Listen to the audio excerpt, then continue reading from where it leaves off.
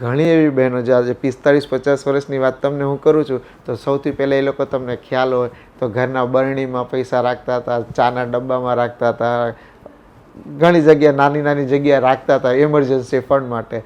એ બધા પૈસા અત્યારે નીકળે છે અને મ્યુચ્યુઅલ ફંડમાં આવે છે. પાછલા વર્ષની તુલનામાં ગયા વર્ષે બહેનોએ જે ડીમેટ ખાતા ખોલાવ્યા છે મ્યુચ્યુઅલ ફંડમાં કે ઇક્વિટીમાં ઇન્વેસ્ટમેન્ટ કરવા માટે, એમાં 130% જેવો વધારો થયો છે. એ લોકોએ સૌથી વધારે ઇન્વેસ્ટમેન્ટ ઇક્વિટીમાં કર્યું છે 70% સુધી. એટલે કે એફડીમાંથી એ લોકો નીકળી ગયા છે. તમને પણ પ્રાઉડ ફીલ થશે કે મેં મારા પૈસાથી કર્યું છે. એમ નહીં કે પતિદેવને કે લાવો તો 10,000 રૂપિયા દીકરીને ગિફ્ટ કરવી છે. મારા હસબન્ડને કહેતા નહીં, મારે કહેવું પડે કે રિપોર્ટ તો તમારે ઘરે જશે એટલે તમારા હસબન્ડને ખબર પડી જશે. નમસ્કાર મિત્રો, ફરી એકવાર આપનું સ્વાગત છે ફાઇનાન્સ વિથ DRSમાં. દર વખતે હું મિત્રો કરું છું, પણ આ વખતે કદાચ હું એમ કહીશ કે બહેનો તમારું સ્વાગત છે.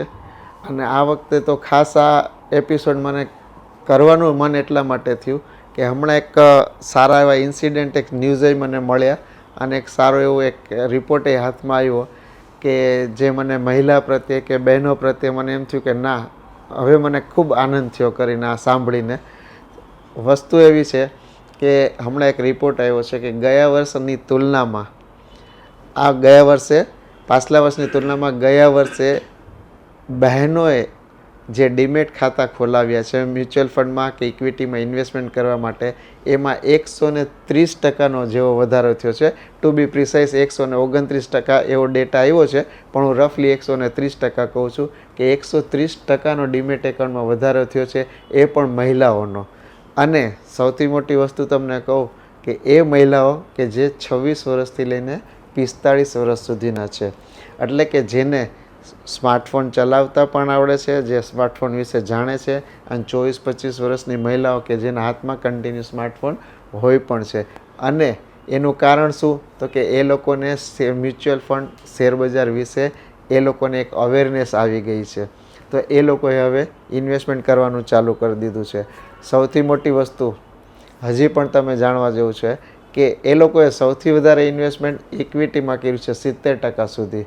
એટલે કે એફડીમાંથી એ લોકો નીકળી ગયા છે. એ લોકોને ખબર પડી કે એફડી 6-7% રિટર્ન આપે છે, મ્યુચ્યુઅલ ફંડ 12-13% રિટર્ન આપે છે. બરાબર, મ્યુચ્યુઅલ ફંડ વિશે પણ એ લોકો ખૂબ સારી રીતે જાણવા લાગ્યા છે. એસઆઈપી પણ વધુ થઈ છે. પણ બીજી એક સરપ્રાઇઝની વાત, છેલ્લા 1.5 વર્ષમાં મહિલાઓએ, બહેનોએ સૌથી વધારે લમસમ પૈસા નાખ્યા છે કે જ્યાં પુરુષો જાતા ડરે છે. આજે હું કોઈ મારા ઇન્વેસ્ટરને કહું ને, મેલ ઇન્વેસ્ટર, પુરુષ ઇન્વેસ્ટરને કે ચાલો અત્યારે 5 લાખ રૂપિયા નાખો, એ નવા ઇન્વેસ્ટમેન્ટ કરો, અત્યારે માર્કેટ ડાઉન છે, તો એ લોકો ડરે છે. એ જ વસ્તુ હું મારા બહેનો, જે મારી ફિમેલ ઇન્વેસ્ટર છે કે બહેનો છે, આજે હું તમને કહું કે એ લોકો લમસમ 2-3 લાખ, 1.5 લાખ, 2 લાખ લઈને આવે છે. એ લોકો નથી ડરતા. એ લોકોને ખબર પડી ગઈ કે માર્કેટ ક્રેશ થયું છે, સસ્તું છે તો હું લઉં.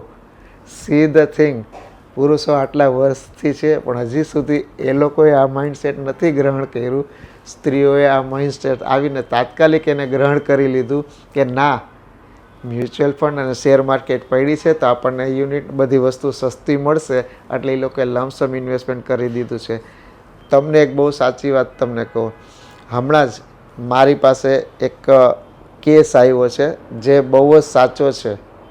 કોઈ પણ જાતનું એમાં તમને એમ કહો કે મેં વધારી કરીને લાંબુ વધારી નથી કર્યું કે મારી પાસે અત્યારે એક બેન આવેલા, ડિવોર્સ થયેલા છે. બરાબર છે.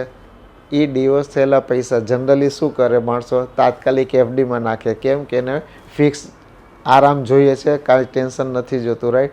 એ બેન મારા એક મિત્રના કહેવાથી મારી પાસે આવ્યા કે મારે મ્યુચ્યુઅલ ફંડમાં મારે ઇન્વેસ્ટમેન્ટ કરવું છે. મારી સાથે 1 કલાક બેઠા અને તમે માનશો નહીં, વાત થઈ હતી 10 લાખની, એની સાથે એના મધર આવ્યા હતા.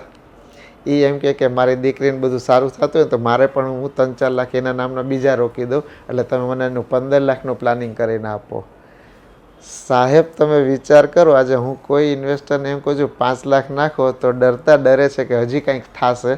એની સામે એ બેન કે નાખો ને, મારા 10-15 વર્ષ સુધી કાંઈ વાંધો નથી. તમે મને બધું દેખાડ. એટલે મેં એને બધી 1.5 કલાક સુધી બધું બતાડ્યું, મ્યુચ્યુઅલ ફંડ કેવી રીતે વર્ક કરે છે, શું કરે છે. હું સરપ્રાઈઝ થઈ ગયો. એના મધરે કીધું કે બની શકે ને એટલું બધું ફટાફટ કરી નાખો, ને તો અમારું મન વરી બદલાઈ ન જાય ને એફડીમાં ન થાય. અને ઓનેસ્ટલી બેને પોતાની 1 લાખની એફડી હમણાં એક નાનકડી રિન્યુ થાય છે, તો એ પૈસા પણ હું આમાં તમને દઈ દઉં છું. તો દેટ ઇઝ ધ થિંગ કે એ લોકો કેટલા એક્સેપ્ટ થઈ ગયા છે. અને મારા પાસે પણ હવે ધીરે ધીરે જેને એમ કહે ને કે જે યંગ લેડી હોય છે કે જેને સર્વિસ ચાલુ કરી દીધી હોય છે, એ લોકોની એસઆઈપી. અને મારા પોતાની પણ સોસાયટીમાં એવા ઘણા બહેનો છે કે એ લોકો નાની નાની કીટી કરતા હોય છે ને, તો 50,000 લાખ રૂપિયા મને દેવાના ચાલુ કરી દીધા છે કે તમે આમાં કરી દો.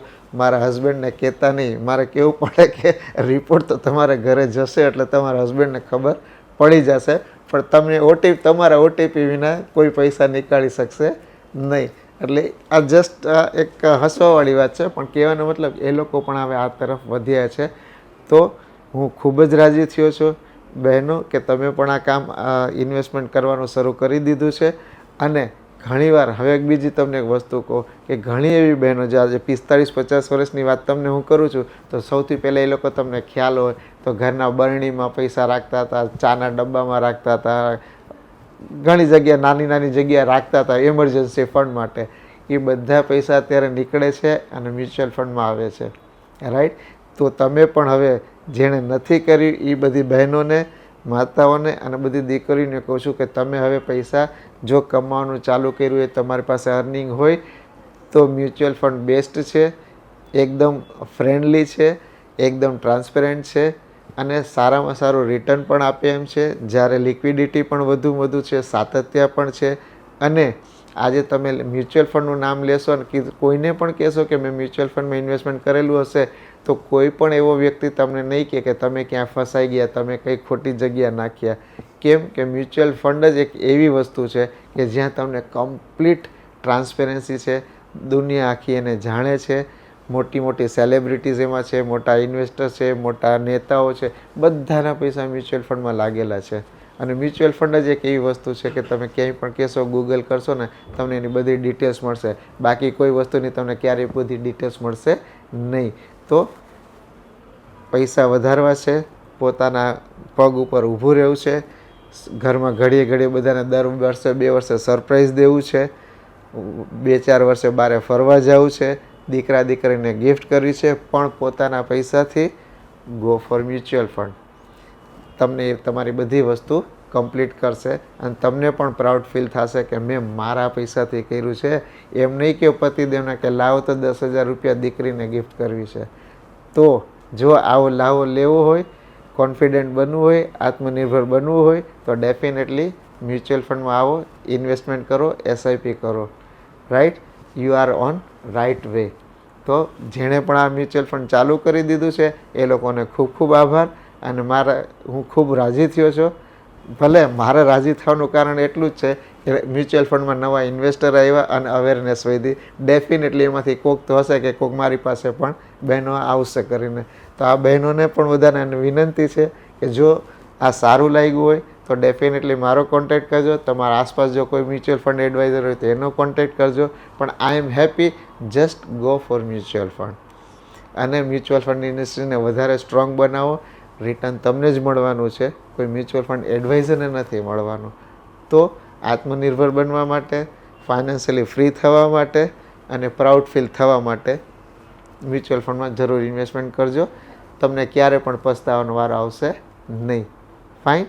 તો that's all from my side. સારો લાગ્યો હોય તો તમારી બહેનોને, તમારે મિત્રને જરૂરથી આને સબસ્ક્રાઈબ કરવાનું કહેજો, એને શેર કરજો અને બની શકે તો મારો કોન્ટેક્ટ કરજો. રાઈટ. Thank you.